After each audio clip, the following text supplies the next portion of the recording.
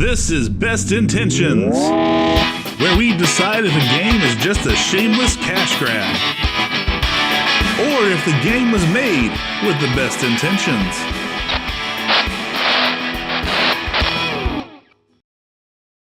I'm so sorry, please don't eat me. Ah, crap.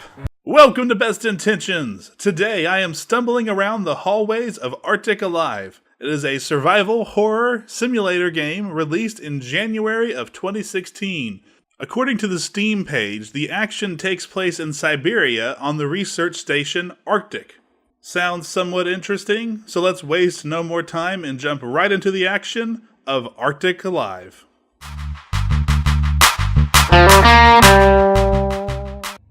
The game opens with very little information given, just the player character locked up.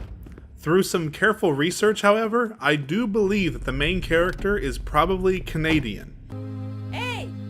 But other than that, we are given very little to go on. The game provides story in the form of diary pages scattered throughout the base. Who do you think left these here? Like, as they're being murdered, they're like running through the base, laying these out sequentially for me to find?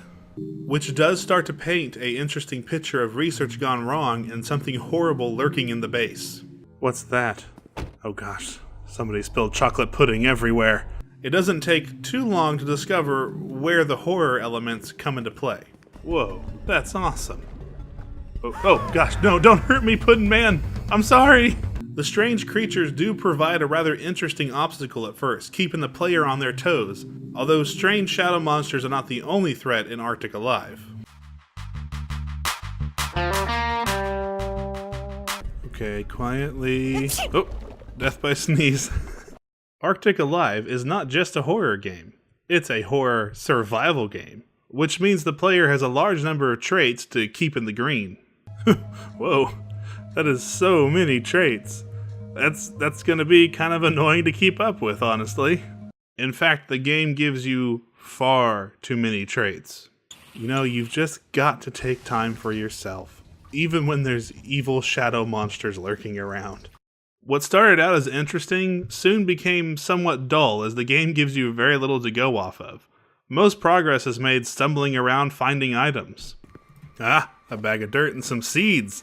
I think I know what to do with this. Then taking those items around to hopefully find what they are used for. Open. Dang it. This is why we color code doors. The shadow monsters, which started out as creepy, soon just became annoying, as they can kill you in one hit if they are close and have a bad habit of standing in the middle of hallways.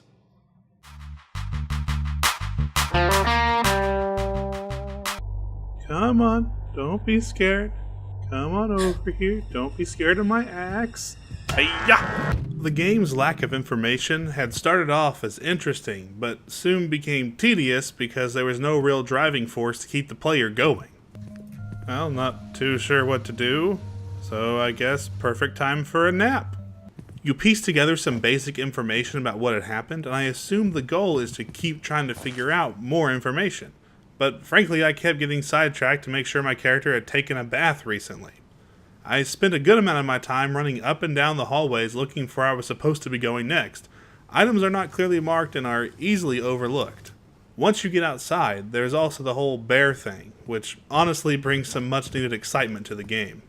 Ooh, there's the bear. There's the bear. Come be my friend, please. Oh, dang it, he doesn't want to be friends. Final thoughts on Arctic Alive.